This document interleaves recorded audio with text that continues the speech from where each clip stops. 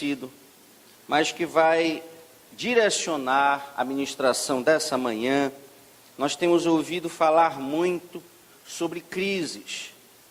E é interessante como eu recebi um vídeo esta semana, que se esse vídeo for levado a sério, se ele acontecer com uma profecia de um especialista em economia, nós realmente estamos entrando aí em anos, em meses muito difíceis, terríveis, talvez similares àqueles 7 anos das vacas magras que assolaram o período do mundo antigo durante o governo de José no Egito. Eu não sei se é verdade, pode ser, pode não ser, mas para além dessa crise econômica existem tantas outras crises. Existem as crises dos relacionamentos familiares, existem crises atingindo a própria igreja, o ser igreja, a identidade da igreja. A diferença, não é, que Jesus mesmo disse que seria tão difícil, mas ao mesmo tempo tão clara, entre aqueles que o servem e aqueles que não o servem. É difícil quando Jesus falava, por exemplo, da parábola do joio e do trigo. Aí ele diz assim, olha, como é difícil distinguir no meio do meu povo quem é trigo e quem é joio. Mas ao mesmo tempo a palavra nos diz que nós veríamos a diferença entre aqueles que servem a Deus e aqueles que não servem a Deus. E é sobre isso que nós queremos falar nessa manhã. Sobre a superação das crises em todas as suas esferas, inclusive nesse tema tão importante, relevante para nós, prioritário, que são as questões que envolvem a família. E eu falo de Jesus porque eu digo que Jesus é, além de ser o nosso Senhor, o Salvador, a pessoa mais honesta que já passou na face da terra. Nós, às vezes, queremos tergiversar com a verdade.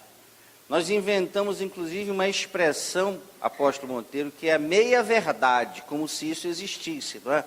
Porque meia-verdade é meia mentira, então, na verdade, é uma mentira completa. Quem gosta dessa história, não é? De um pé aqui, um pé lá, é o inimigo de Deus. Deus nos quer na sua totalidade, na nossa totalidade. Deus nos quer inteiros, Deus nos quer íntegros diante dele. Mas o inimigo nos aceita, não é? Metade cá, metade lá, às vezes acertando, às vezes errando, um dia em cima, um dia embaixo. O inimigo aceita. Deus não. Deus nos quer numa estabilidade, num crescente constante, ainda que em ritmos diferenciados. Há irmãos que voam na fé. Há irmãos que voam no conhecimento. Tem gente que sobe de elevador. Tem gente que vai de escada. Tem gente que corre. Tem gente que anda. Mas o importante é não pararmos a caminhada. Amém, queridos? Deus quer que assim façamos. E Jesus, então, na sua honestidade, expressa em vários momentos, por exemplo, quando ele fala lá no Sermão da Montanha, não é? Que nós seríamos perseguidos em nome dele, por ele. E às vezes nós estranhamos esse nível de perseguição, esse nível de confronto, de afronta, as perdas que sofremos por Jesus. Ele já disse que assim seria. E aqui, em João capítulo 16, no verso 33, ele fala, depois de uma série de alertas que faz aos seus discípulos, são os últimos momentos de Jesus com os seus discípulos, antes de ser preso, antes de ser levado a todo o sofrimento que o conduziu à cruz e à morte, por nossos pecados, ele reúne os seus discípulos e os alerta a respeito de muitas coisas que iriam acontecer. E ele conclui com uma palavra que era para eles e é também para nós. Quando disse, essas coisas vos digo para que em mim tenhais paz. No mundo passareis por aflições, no mundo tereis tribulações, no mundo passareis por crises, mas tende bom ânimo, porque eu venci o mundo. Amém, queridos? É sempre o final dessa frase, é sempre o final dessa declaração que reenche, que novamente preenche o nosso coração de esperança, de força para seguirmos adiante. Porque se nós ficarmos na primeira parte, é claro, nós seremos tomados pelo desânimo. Assim como se levarmos a ferro e fogo as notícias que nos chegam, as previsões da economia, aquilo que se diz em relação à doença, aquilo que se diz em relação aos problemas ecológicos que são reais e são responsabilidade nossa também, a falta de água, o problema do fator da incidência dos raios solares no planeta Terra, o degelo, das calotas polares, tudo isso que vem acontecendo e que cada vez mais se aprofundará, se isso tomar conta do nosso coração e da nossa mente, como a mensagem apenas da derrota, do fracasso, nós chegaremos à conclusão que muitos têm chegado de maneira assustadora e que também um dia, depois de ter ouvido isso aqui, atingiu o coração de um dos discípulos de Jesus, Judas, que foi levado ao suicídio. E hoje, de maneira assustadora, nos nossos dias, nós temos acompanhado, não é, pessoas optando por essa alternativa que é definitivamente a única que não pode estar diante de nós, desistir da vida. Nós não podemos desistir da vida. Nós temos que sempre acreditar em algo melhor. Às vezes o nosso otimismo até incomoda as pessoas. Às vezes dentro da própria igreja. Quando nós dizemos, eu já falei isso outra vez, que cada ano, nós estamos finalizando ali um semestre, olha, esse semestre será o melhor das nossas vidas, queridos, terminando um culto, olha, essa semana será uma semana de vitória, será a melhor semana deste ano. E isso incomoda algumas pessoas. Algumas dizem amém, tomam posse para si e ficam na expectativa da bênção. Mas algumas dizem, isso se fala toda semana, isso se fala todo domingo. E será que nós poderíamos falar outra coisa? Será que o crente pode projetar para amanhã um dia ruim, um dia de derrota, um dia de fracasso? Não. Nós estamos projetando a bênção, a vitória, porque assim será, amém, queridos? Precisa ser assim. Agora, no meio de tudo isso vem a luta, vem a dificuldade, vem a tribulação. E nós não estamos iludidos quanto a isso. Jesus nos avisou que assim seria, para que estivéssemos alertas, para que as nossas mentes e corações estivessem protegidos, blindados, para que nós não entrássemos em desespero, para que uma tristeza profunda, uma ansiedade desesperadora não tomasse conta dos nossos corações e mentes, porque tudo passa.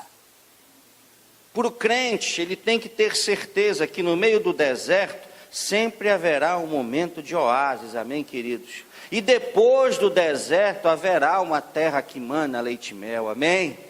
Olha, depois de um vale, sempre há uma montanha e Deus vai nos conduzir a esse lugar alto de bênçãos, amém? É assim. Nós precisamos ter sempre essa expectativa de que as coisas vão se ajustar, de que elas vão se resolver, porque se no mundo nós teremos tribulações e por elas temos passado, o nosso Senhor e Salvador Jesus Cristo já venceu o mundo e todas essas tribulações. Então é preciso estarmos nessa condição para não sermos levados ao sentimento de desespero, de derrota e de fracassos.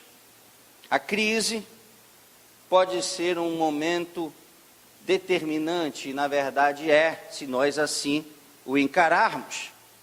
Se nós olharmos para a crise como um obstáculo impossível de ser vencido, já estamos derrotados. E foi interessante vermos essa chamada aqui do encontro, usando aí os 300 de Esparta, não é? Essa história interessantíssima da narrativa grega, de como esses espartanos conseguiram resistir. Depois é verdade, não havia como chegar a bom termo no final, porque a desproporção era muito grande, mas como esses 300 espartanos conseguiram resistir a milhares de soldados do famoso exército de Xerxes, da Pérsia, não é? Que foi ali ocupar a Grécia, e eles ali foram responsáveis com a sua ousadia, com a sua valentia, com a sua entrega, por preparar e permitir que os gregos pudessem se organizar e resistir já como uma nação à invasão de Xerxes. Da mesma forma, nós temos que ter essa resistência. Nós não podemos desistir diante dos primeiros problemas. A desistência hoje é um dos principais problemas que atinge o cristão. O cristão ouviu uma voz equivocada de que doença, dívida, problemas no lar, problemas no casamento, momentos de rebeldia dos filhos em relação aos pais, são a representação de fracasso, são a representação de um pecado, são todas essas coisas originadas em falhas nossas, falhas irreparáveis nossas. Nós estamos então sendo castigados com aquilo, e nem sempre é. Nós olhamos para a crise apenas como um problema, mas quando se vai para o dicionário, e nesse caso os orientais nos ensinam muito quanto a isso, a crise surge como um momento decisivo. A crise é a alteração repentina no curso de algo. E a maioria dos ocidentais vê a crise como um problema. Mas os nossos irmãos lá do Oriente olham para a crise e encontram uma oportunidade. E eu acho que nós precisamos começar a aprender a vermos as crises que aparecem nas nossas vidas exatamente como uma oportunidade. Já desse eu falava com os nossos discípulos sobre a questão da dor, sobre a questão da febre. Há pessoas que têm como uma vantagem, é uma doença já identificada, a ausência da dor. É um distúrbio que aparece no cérebro, que a área do cérebro que aponta a dor é atingida, e a pessoa então passa a não sentir mais dor nenhuma. E alguns podem dizer, pastor, eu tenho algumas dores, eu tenho dores nos meus ossos, eu tenho dores de cabeça, olha, se eu pudesse ter essa bênção. Mas não é uma bênção. Porque essa pessoa que não sente dor, que é imune à dor, ela pode estar tendo partes do seu corpo perfuradas e ela não sente nada. Ela pode estar tendo uma mão queimada perto do fogo e ela não sente nada, mas a pele está queimando. Ela pode estar com uma doença muito grave e o corpo está dando indícios através da dor, mas ela não está sentindo. Isso não é bom. A dor, a febre, às vezes a fraqueza que nós sentimos, são apenas sintomas de algo mais sério, que precisa ser enfrentado, que precisa ser tratado. Às vezes as discussões dentro de casa, as diferenças que surgem no casal, entre a opinião de um e a opinião de outro, que podem servir como a justificativa para o desejo da separação, do divórcio, do distanciamento, devem ser por nós tomados e tomadas como alertas de que alguma coisa precisa ser ajustada. Quando os filhos começam, ou pequenos, ou já na adolescência, a expressar determinados comportamentos, eu não posso dizer, ele está me atrapalhando, ela está me atrapalhando, e abandoná-lo, me afastar dele, porque é um problema para o meu dia já cheio de outros problemas. Não, é um alerta. Muitas vezes é um grito de socorro, me ajudem, eu estou passando por algo, eu não estou entendendo coisas da minha vida, eu sofri com alguma coisa, e o pai e a mãe têm que tomar aquilo ali como uma chamada para estarem mais próximos ainda. Eu não posso me distanciar, eu não posso me afastar. Uma das maiores ilusões que alguém pode ter na sua vida é de que o distanciamento do problema resolve o problema. Às vezes a gente diz, não é? O tempo cura tudo, cura todas as mágoas. O tempo não resolve absolutamente nada. Os problemas continuam lá. E se você quiser, como a gente diz normalmente, não é colocá-los para debaixo do tapete, quando você levantar o tapete, continuam lá. Não vai ter resolvido nada, provavelmente piorou, não é? Porque se for algo orgânico, ele já estará ali apodrecido. E é bem possível que o odor chame a atenção daqueles que por ali passem para dizer, tem alguma coisa estranha, tem alguma coisa errada aqui. É porque algo foi deixado ali, oculto, sem resolução, sem encaminhamento. Eu preciso, você precisa, nós precisamos tomar os momentos de crise como oportunidades. Nossas famílias passam por várias crises, nós também, a crise financeira, a crise da perda, a crise da rejeição, a crise da decisão, a crise espiritual, a crise conjugal. Quem são esses causadores da crise? Quem são esses fazedores de crises? Em primeiro lugar, não se espante, mas estamos nós mesmos. Nós é que criamos crises a partir das nossas escolhas, são consequências das nossas escolhas. E a Bíblia fala disso lá em Gálatas, capítulo 6, verso 7. É a famosa lei da semeadura, que serve para a oferta, serve para o investimento no reino de Deus, mas serve para todas as áreas das nossas vidas. A Bíblia chega a dizer que aquele que planta vento, colhe tempestade, não é? E aqui em Gálatas capítulo 6, verso 7, está dito, não vos enganeis, Deus não se deixe escarnecer, tudo que o homem semear, isso também ceifará. E ele completa no verso 8 dizendo que semeia na sua carne, da carne ceifará a corrupção. O que semeia no espírito, do espírito ceifará a vida eterna. São escolhas nossas. Então, boa parte das crises que enfrentamos tem como criadores, tem como causadores, como fazedores, nós mesmos. Nós vivemos hoje um tempo em que as pessoas procuram encontrar um responsável pelos seus problemas. E olha, nós somos uma igreja que valoriza muito o diálogo entre a igreja e a ciência.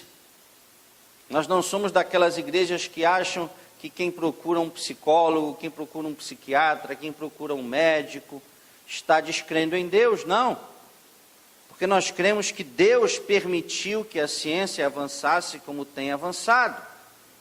A única cláusula que nós colocamos é que qualquer coisa que se ouça contra um princípio bíblico, o crente fica com a Bíblia, amém, queridos? Então pode ser o melhor médico, a sumidade, o bambambam, qualquer coisa que ele disser contra a palavra, nós ficamos com a palavra. Agora, se ele vem ajudar, se ele vem somar, nós recebemos tal ajuda, tal auxílio, sem problema nenhum.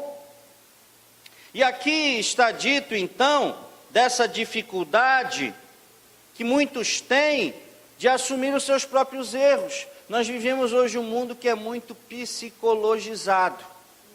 E os psicólogos têm um papel interessante, importante, relevante, nós não descartamos, mas se psicologiza tudo. Então, se eu estou sofrendo algo, eu digo, mas foi meu pai, foi a minha mãe. Se eu estou sofrendo algo, eu digo, é o meu patrão, é o meu líder, é o meu discipulador, é o meu pastor, é o meu irmão, é o meu cônjuge. Pastor, eu vou lhe contar agora sobre o que acontece. E eu só transfiro responsabilidade. Eu não sou capaz de olhar para dentro de mim e perceber e me auto-questionar. Isso faziam muito bem os partidários da esquerda, mundial e brasileira, não é? Era o que eles chamavam da autocrítica. Vamos fazer agora uma autocrítica. O que eu falhei? O que eu errei? Onde eu errei? Como eu posso melhorar? E aí é óbvio que se todos assim agirem dentro de um contexto familiar, dentro de um contexto relacional de qualquer espécie, as coisas mudam. Mas é a identificação dos meus erros, das minhas falhas. Então, o primeiro causador das crises somos nós mesmos. O segundo, Satanás, é claro. A missão de Satanás se resume naquela frase: matar, roubar e destruir. Então, para quem tem na sua vida essa missão, para quem tem na sua existência, na sua trajetória, esses pilares comportamentais, matar, roubar e destruir, é óbvio que nós sabemos, devemos saber e devemos estar atentos, para que todas essas artimanhas, toda essa artilharia do mal se direcione contra nós, em todas as áreas das nossas vidas. Por isso é tão importante a vigilância, e uma vigilância constante, porque o inimigo de Deus não desiste. O tempo do inimigo de Deus é um tempo escasso. Olha, queridos, há uma diferença, só queria colocar uma grande diferença, não é? Há várias, é óbvio, mas é uma diferença marcante entre o que Deus tem reservado para nós, para mim e para você, e o que Deus já tem reservado para Satanás. Satanás não resistirá à eternidade. Satanás tem um tempo de ação e ele sabe que o seu tempo se esgota. Quanto mais próxima a nossa esperança de nos encontrarmos com Jesus se aproxima, mais próximo também o tempo de ação de Satanás e dos seus demônios se esgota, se encurta. É por isso que as coisas têm crescido tanto, é por isso que a maldade tem se potencializado tanto, chegando a níveis inimagináveis. Você não sabe mais a que nível a maldade, a barbárie pode chegar. Coisas inimagináveis de se pensar, de se explicar, hoje estão acontecendo. Os noticiários estão aí para nos assustar, para nos alarmar. Mas esse é o projeto de alguém que já tem o seu destino estabelecido. Assim como a igreja do Senhor também, só que nós temos a garantia da eternidade, amém, queridos? A nossa eternidade será ao lado de Jesus no céu. Se você recebe isso para a sua vida, aplauda ao Senhor, porque Ele é digno. Aleluia!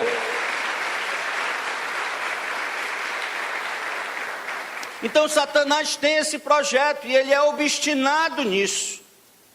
Causar crises. Quanto mais protegidos e mais blindados estivermos, menos sofremos os efeitos dessa ação. Mas às vezes o fogo é amigo. É dentro de casa. Nós estamos lá protegidos do bandido exterior, não é? Do ladrão, muito bem blindados, com muros, com cercas físicas e espirituais, mas às vezes dentro de casa tem o fogo amigo. E é preciso tomarmos cuidado com isso. Deus é um causador de crises? É. A Bíblia nos mostra isso. Deus causa crises na nossa vida por motivos diametralmente opostos àquelas causadas pelo inimigo. O objetivo do inimigo ao causar crises é matar, roubar e destruir. Deus gera situações conflituosas na nossa vida? Sim, mas para nos provar e para nos preparar para algo melhor. Quantos estão preparados para algo melhor? Olha, talvez essa crise que você esteja passando, se vier de Deus, cumprirá esse propósito. Ao final dela, você estará mais fortalecido, amém? Ao final dela, você estará preparado para novos embates, amém? Ao final dela, você estará preparado para ser colocado nos altos lugares que Deus tem reservado para você. Mas é preciso ser, olha, passado pelo crivo, é preciso muitas vezes ter um momento de deserto, para ver se a nossa fé realmente já está depurada, para ver se nós vamos suportar e resistir aquilo que naquele lugar que nós tanto sonhamos ocupar, nós vamos sofrer. Quantos pedidos dos irmãos e das irmãs Deus quer atender, está na agenda de Deus. E não tem assim uma data marcada, não. Não é o dia tal, do mês tal, do ano tal. Não, não é assim. A agenda de Deus funciona a partir da nossa condição de ocuparmos aquele lugar. Quando eu e você estivermos preparados para ocupar aquele lugar que Deus já reservou para nós, lá nós seremos colocados. É por isso que é importante, não é, apóstolo, atender a essas convocações. Eu ainda não fiz o encontro, faça. Ainda não fiz o reencontro, faça. Não tenho vindo às 24 horas de oração, não tenho vindo às vigílias, venha. Olha, eu garanto que você não vai sair daqui pior do que você entrou. Pelo contrário, eu tenho certeza que você sairá daqui desses encontros, como dessa manhã maravilhosa, melhor do que você entrou, amém? Mais preparado, mais capacitado, mais fortalecido para ocupar aquele lugar ali que Deus já separou. Mas se Ele te colocar lá hoje, a chance de você não suportar é muito grande. A chance de você cair, a chance de você se afastar dele é muito grande. E por mais que Deus queira te abençoar, e Ele quer, porque Ele é o abençoador por excelência, mais importante para Deus é a tua alma. Deus quer te colocar num palácio, sim, mas se você só conseguir ficar próximo dele, num pequeno, num simples apartamento alugado, é lá que Ele vai te manter, porque para Ele vale mais a proximidade, a intimidade, vale mais o teu coração. Se Ele puder ter o teu coração lá no palácio Ele vai te colocar. Mas se aquele palácio, se aquela riqueza, se aquelas amizades, se aqueles títulos te afastarem dele, não conte com Deus para isso. Você pode até pela força do seu braço, pela sua obstinação chegar até lá. Mas cuidado, porque quando nós queremos ir para além da vontade de Deus, quando nós queremos impor algo para Deus, o risco é muito grande de perdermos essa intimidade, esse contato, como muitos têm perdido. Chama a atenção de todos nós que como líderes queremos ver uma igreja próspera, e já temos visto isso, mas queremos ver uma igreja cada vez mais próspera, porque a Bíblia diz que nós seríamos cabeça e não cauda, amém, queridos? Queremos ver os irmãos assim, como cabeças do lugar onde trabalham, como melhores estudantes, como líderes, como diretores, como presidentes, queremos vê-los assim, mas a Bíblia nos alerta a respeito das riquezas.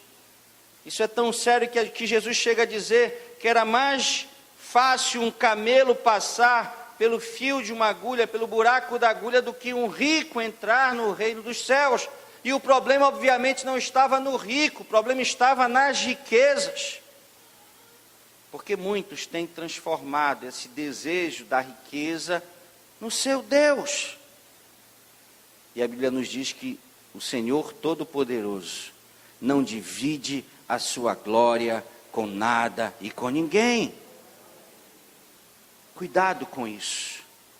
Agora, se você estiver preparado, tenha certeza que você será ricamente abençoado. Queridos, a crise é o que distingue o menino do homem. Até enfrentar a grande crise da sua vida, que se chamava Golias, Davi era um menino.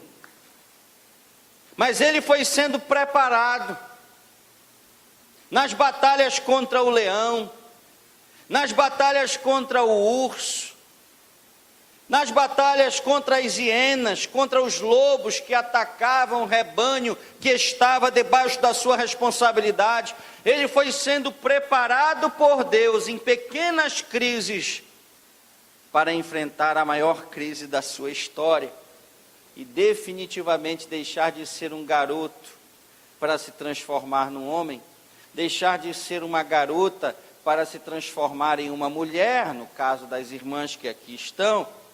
É a crise que nos leva a esse novo status, é uma verdadeira prova de fogo. Lá em 1 Coríntios, no capítulo 3, versos 11 a 13, 1 Coríntios 3, versos 11